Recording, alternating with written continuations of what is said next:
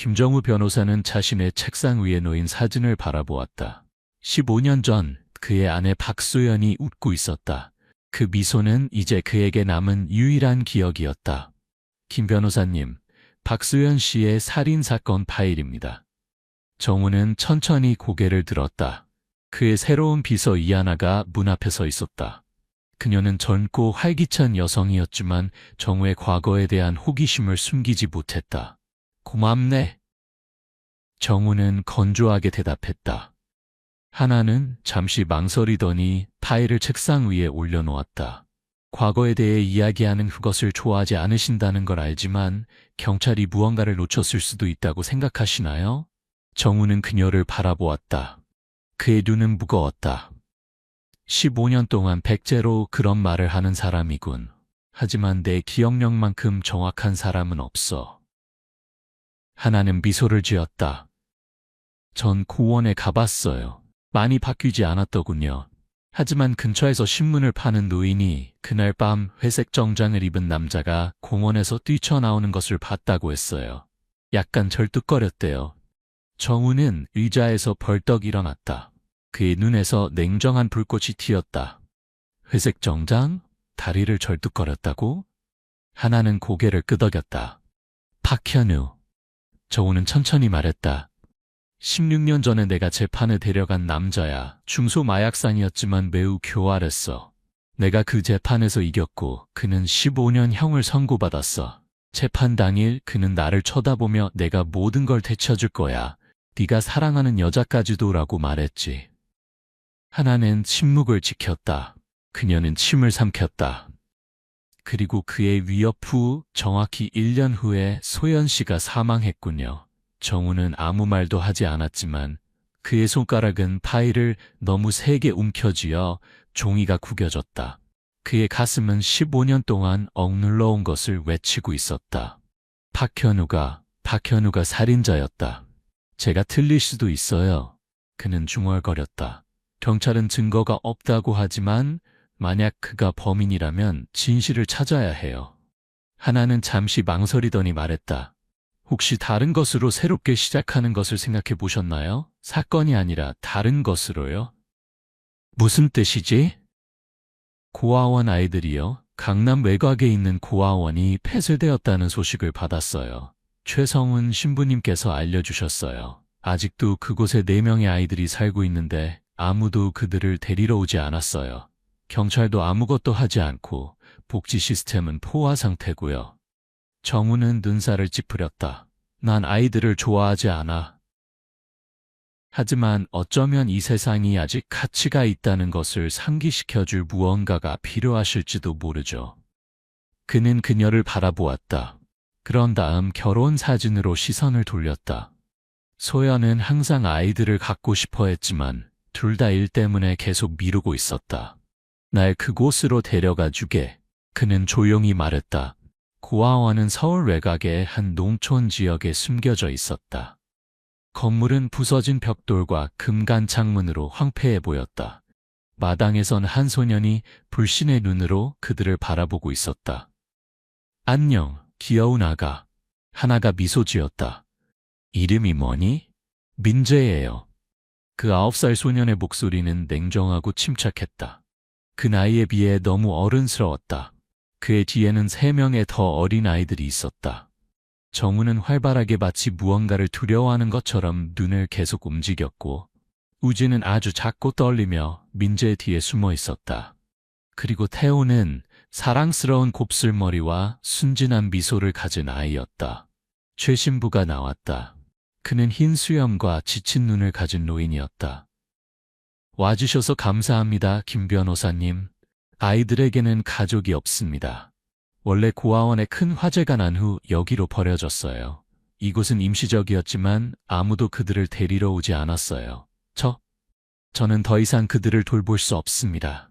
정우는 4명의 아이들을 바라보았다. 민재의 시선은 마치 소년이 그가 모르는 무언가를 알고 있는 것처럼 그를 꿰뚫고 있었다.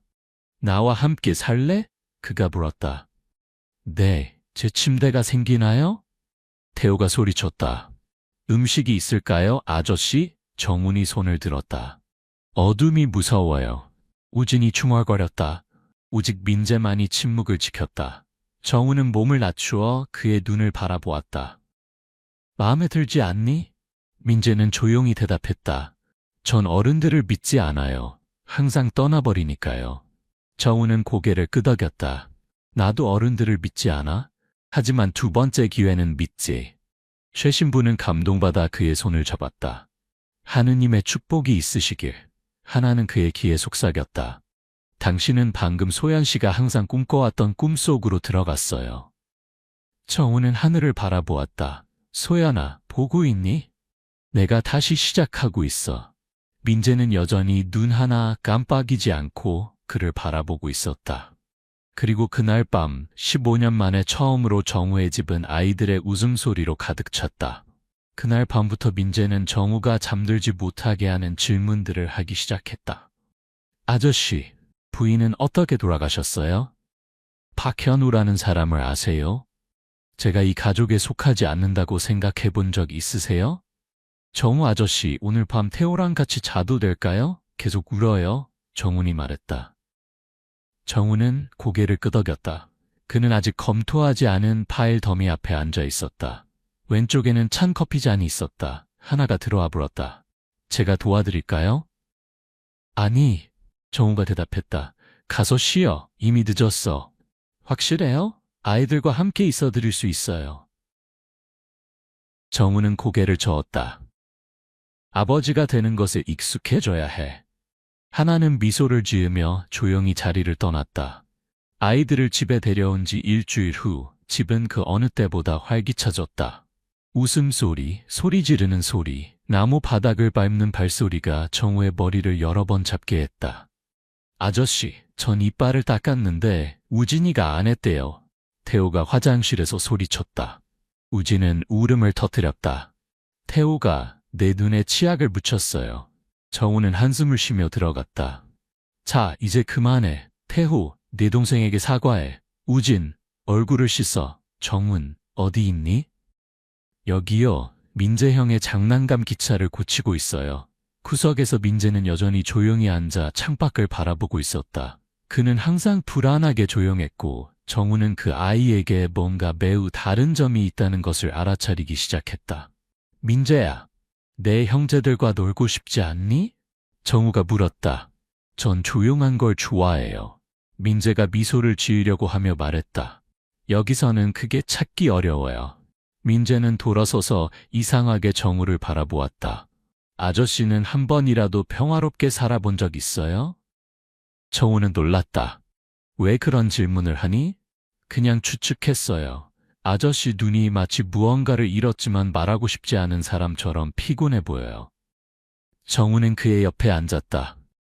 중요한 것을 잃은 후에도 사람이 다시 살 수 있다고 생각하니? 만약 보호하고 싶은 새로운 것을 찾는다면 그럴 수 있을 거예요. 정우는 잠시 침묵했다. 넌 특별한 아이구나, 민재야. 민재는 아무 말도 하지 않고 그를 바라보다가 소파에서 떠났다. 그날 밤 정우가 자정에 물을 마시려고 일어났을 때 우연히 민재가 복도를 지나가는 모습을 보았다. 소녀는 코트를 입지 않았고 맨발이었으며 현관문을 열고 어둠 속으로 사라졌다. 민재야, 정우가 불렀다. 아무도 대답하지 않았다. 그는 급히 코트를 입고 신발을 신은 후 뛰쳐나갔다. 거리의 희미한 빛이 그의 길을 비추었다. 모퉁이를 돌자 공원 벤치에 앉아 하늘을 바라보고 있는 소년이 보였다. 여기서 뭐하니? 정우가 물었다. 민재는 돌아보지 않았다. 제 어머니에 대한 꿈을 꿨어요. 정우는 그의 옆에 앉았다. 그녀가 그리우니? 민재는 재빨리 대답하지 않았다. 전 그녀의 얼굴을 본 적이 없어요. 하지만 제 머릿속에 뭔가가 있어요. 매일 밤 반복돼요. 한 남자의 목소리가 그는 내 아버지가 아니야. 잊지 마라고 말하죠. 정우는 굳어버렸다. 이 이야기를 최 신부님께 한 적 있니? 아무도 저를 믿지 않아요.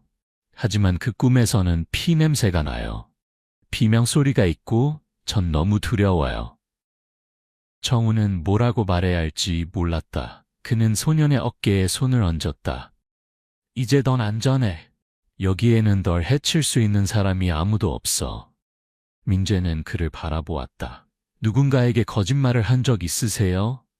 정우는 잠시 침묵했다. 있어. 내 아내에게 내가 괜찮다고 말했을 때 사실 난 안에서 무너지고 있었어. 민재는 더 이상 묻지 않았다.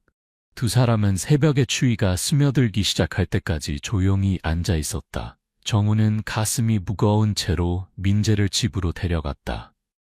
다음 날 아침, 하나는 정우가 창가에 서서 멍하니 바라보고 있는 것을 보았다. 무슨 일 있으세요? 그녀가 물었다. 민재가 이상한 꿈을 꿔. 매우 구체적인 꿈이야. 그의 머릿속에서 내가 그의 아버지가 아니라고 말하는 목소리가 들려. 하나는 눈살을 찌푸렸다. 그 아이가 어떤 트라우마를 겪었나 봐요. 그렇죠? 그럴 수도 있지. 하지만 그가 항상 소연에 대해, 살인사건에 대해 묻는 이유를 설명하지는 못해. 날 한 번도 본 적 없는 아이가 어떻게 그런 것들을 알 수 있을까? 하나는 전화기를 꺼냈다. 아마도 이제 조사할 때가 된 것 같네요. 누구에게 전화하려고? 강태산이라는 사설 탐정이에요. 제가 아는 사람이죠. 그는 도시의 수사국에서 일했지만 부패를 견디지 못해 일찍 은퇴했어요. 하지만 그의 재능은 의심할 여지가 없어요. 정우는 고개를 끄덕였다. 그를 최대한 빨리 만나게 해줘. 그날 오후 정우의 거실에서 강태산이 들어왔다. 그는 덩치가 크고 수염이 짙은, 외모는 허름하지만 눈빛은 칼날처럼 날카로운 남자였다. 그는 정우와 악수하고 소파에 앉았다. 김 변호사님, 하나 씨가 아이들의 과거를 조사해야 한다고 하더군요. 그래, 내가 4명의 고아를 입양했는데 뭔가 이상해. 특히 민재에게. 그들이 정말 고아인지 알고 싶어. 강태사는 메모를 했다. 이름과 나이, 민재 9세, 정은 7세, 우진 6세, 태호 5세. 화재 후 임시 고아원으로 옮겨졌다. 명확한 출생 증명서는 없고 이전 센터에서 온 매우 간단한 파일만 있었다. 다른 것은요? 민재는 이상한 기억들을 가지고 있어. 불안한 기억들. 마치 무언가를 목격했거나 누군가가 그의 머릿속에 뭔가를 넣은 것 같아. 강태사는 고개를 들었다. 의심하는 사람이 있나요? 정우는 그의 눈을 바라보았다. 박현우를 의심해. 강태사는 멈췄다. 그 사람 죽지 않았나요? 2년 전에 교도소에서 나왔다던데 경찰은 그가 실종되었다고 하더군요. 그건 믿지 않았어. 강태사는 고개를 끄덕였다. 거기서부터 시작하겠습니다. 하지만 시간이 필요하고 당신이 알고 싶지 않을 수도 있는 것들을 발견할지도 모릅니다. 정우는 한숨을 쉬었다. 이제 더 이상 진실이 두렵지 않아. 하나는 멀리서 지켜보고 있었다. 그녀는 쉽지 않을 것이라는 것을 알았지만 마음 깊은 곳에서는 내 아이들이 정말로 순수하기를 바랐다. 그 사이 정우는 우진에게 속삭였다. 민재 형이 계속 정우 아저씨를 쳐다보는 거 봤어? 우진은 움츠러들며 고개를 끄덕였다. 무서워요. 싫어요. 태호는 손가락을 빨며 침대에 올라갔다. 누군가 밤에 민재 형을 부르는 꿈을 꿨어요. 정우는 눈을 깜빡였다. 누구였어? 몰라요. 하지만 정말 이상한 목소리였어요. 우진은 울기 시작했다. 민재가 방에 들어와 새아이를 바라보았다. 조용히 해. 그가 말했다. 밤에 뭐 하는 거야? 정훈이 물었다. 민재는 눈 하나 깜빡이지 않고 그를 바라보았다. 누군가를 만나러 가. 너희들은 조용히 있고 살아남기만 하면 돼. 정훈은 뒤로 물러났다. 뭐라고 했어? 민재는 차갑게 미소 지었다. 그냥 농담이야. 하지만 새아이 중 누구도 웃을 엄두를 내지 못했다. 정우 아저씨, 예전 장난감 자동차를 가져도 돼요? 태호가 사무실 문에 머리를 내밀었다. 그의 눈은 크고 호기심으로 반짝였다. 어떤 거 아들? 정우가 물었다. 뒤 창고에 있는 빨간 자동차요.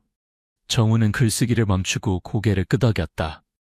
좋아. 하지만 정훈이랑 같이 가. 그 창고는 너무 먼지가 많아서 혼자 들어가면 안 돼. 네. 아이는 문을 살짝 열어둔 채 뛰어나갔다. 정우는 조용히 일어나 창문으로 나가 보았다.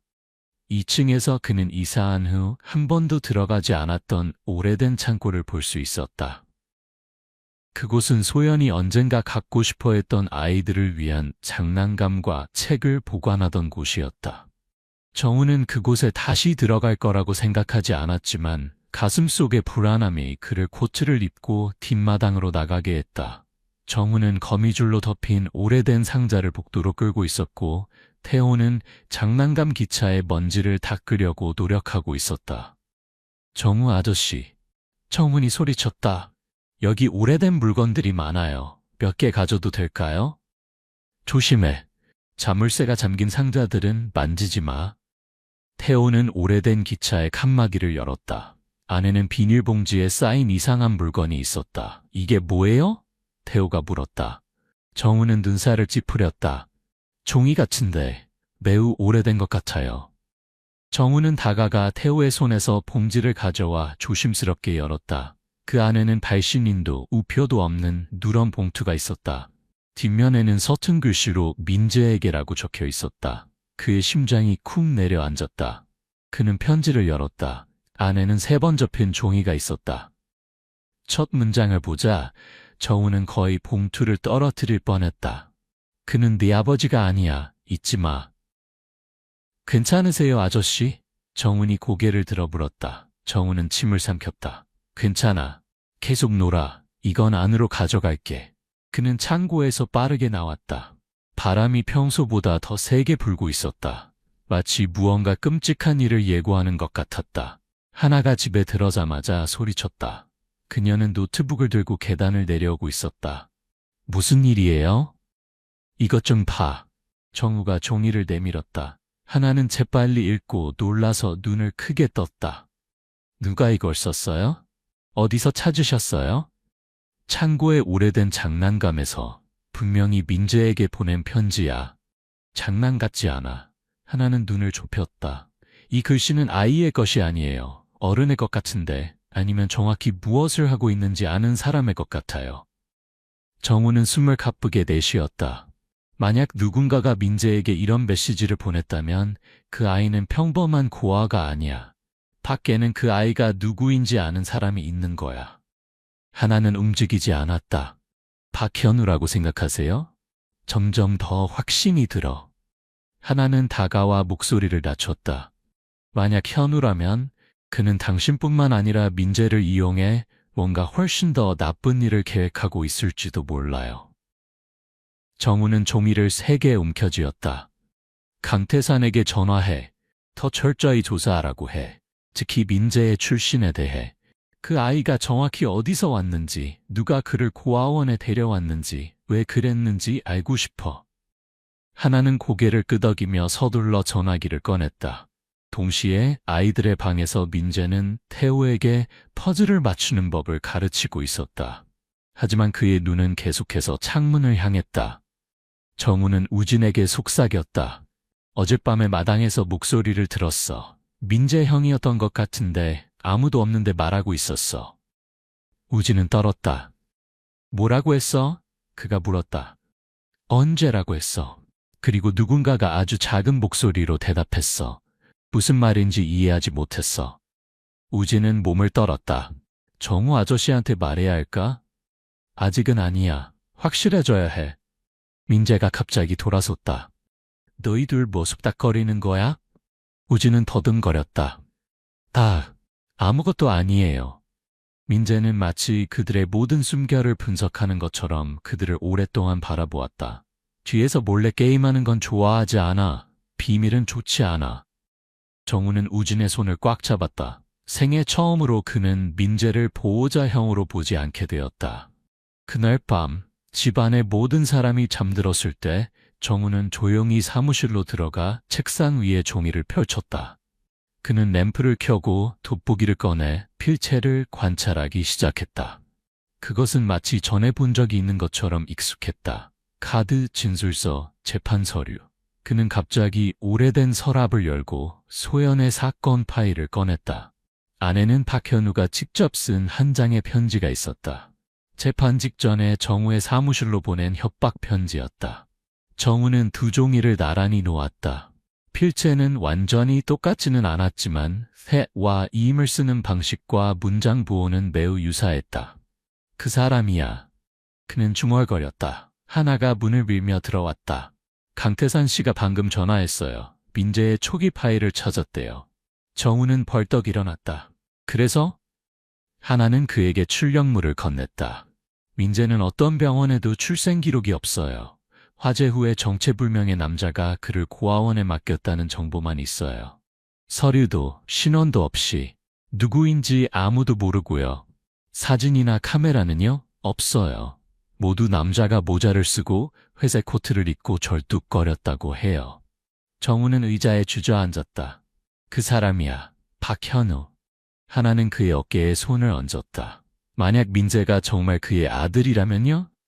정우는 고개를 저었다. 그런 일은 믿고 싶지 않아. 하나는 부드럽게 말했다. 하지만 사실이라면 준비하셔야 해요. 아이가 조종당하고 있을 수도 있고 현우가 접근하고 있을지도 모르니까요.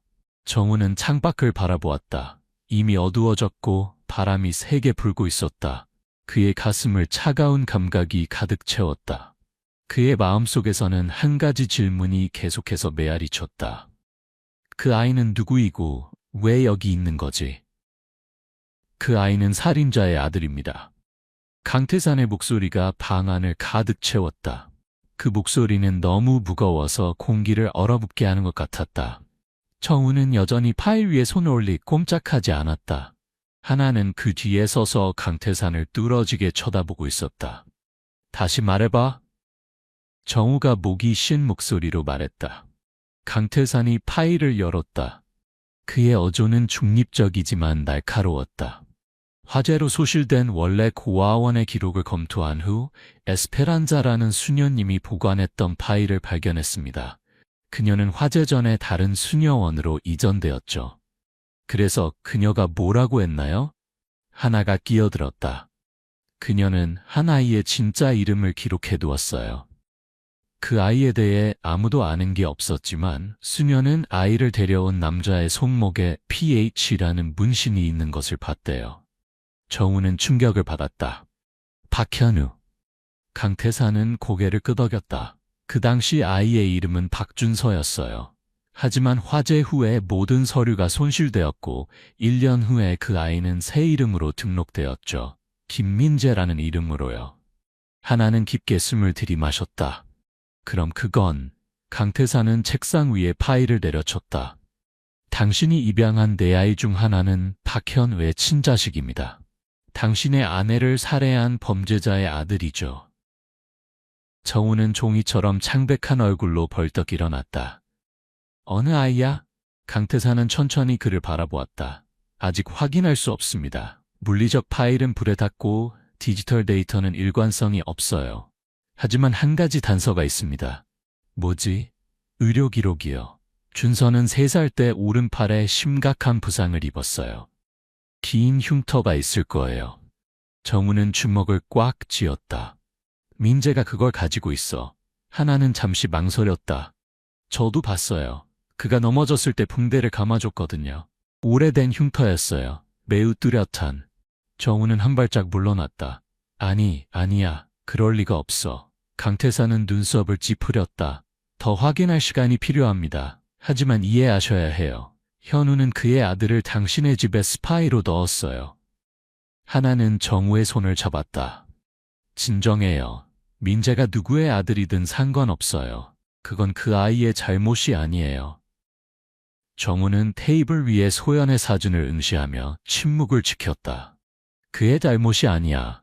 그는 범죄의 결과물이야. 하나가 그를 가로막았다.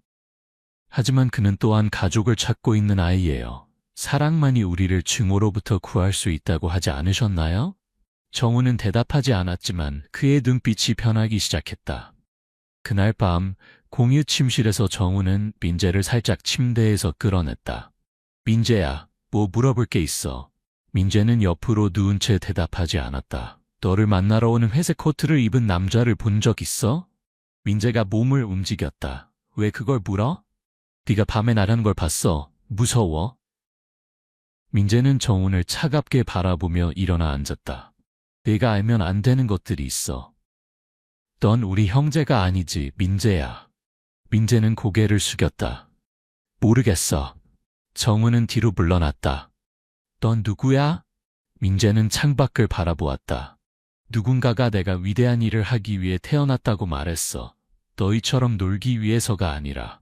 정우는 울기 시작했다. 정우 아저씨는 널 사랑해. 민재는 대답 없이 침묵을 지켰다. 다음날 아침, 하나는 정우에게 밤사이 사무실 문 앞에 놓여있던 손으로 쓴 편지를 건넸다. 팔 신인이 없었어요. 그녀가 말했다. 그냥 밖에 놓여 있었어요.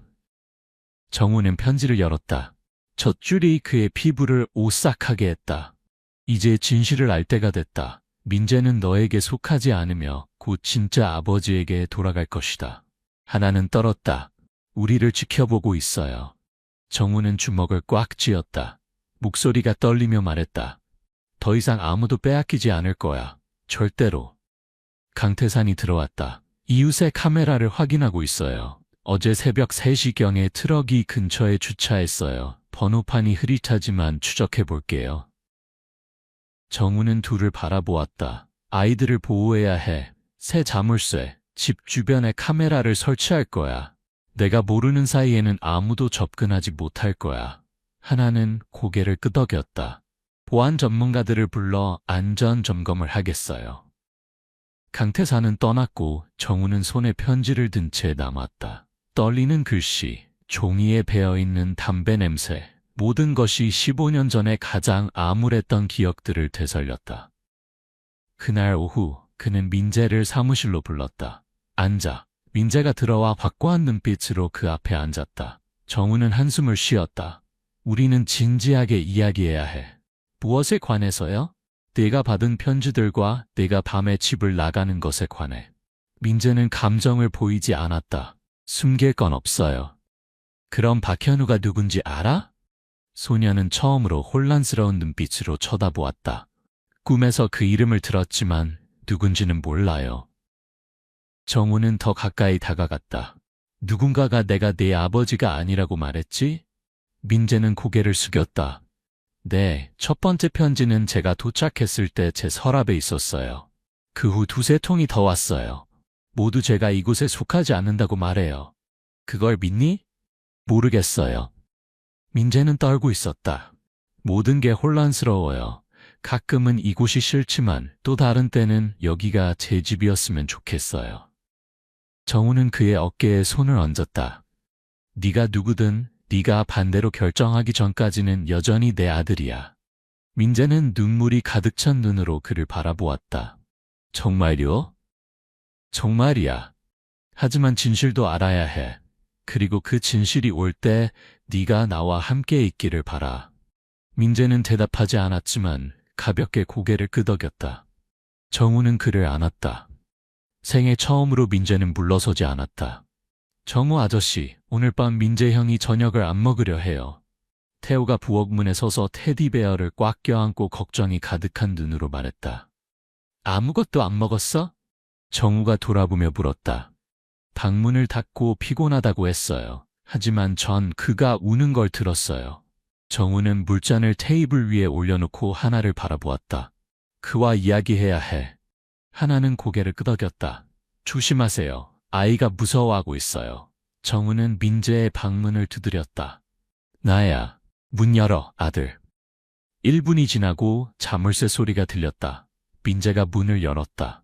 그의 얼굴은 창백했고 눈은 빨갛고 부어 있었다. 그는 아무 말도 하지 않고 조용히 돌아서 침대에 앉았다. 정우는 그 앞에 앉았다. 너무 가깝지 않게. 울었니? 민재는 가볍게 고개를 끄덕였다. 왜? 소녀는 자신의 손을 바라보았다. 죽은 어머니에 대한 꿈을 꿨어요. 항상 같은 꿈이에요.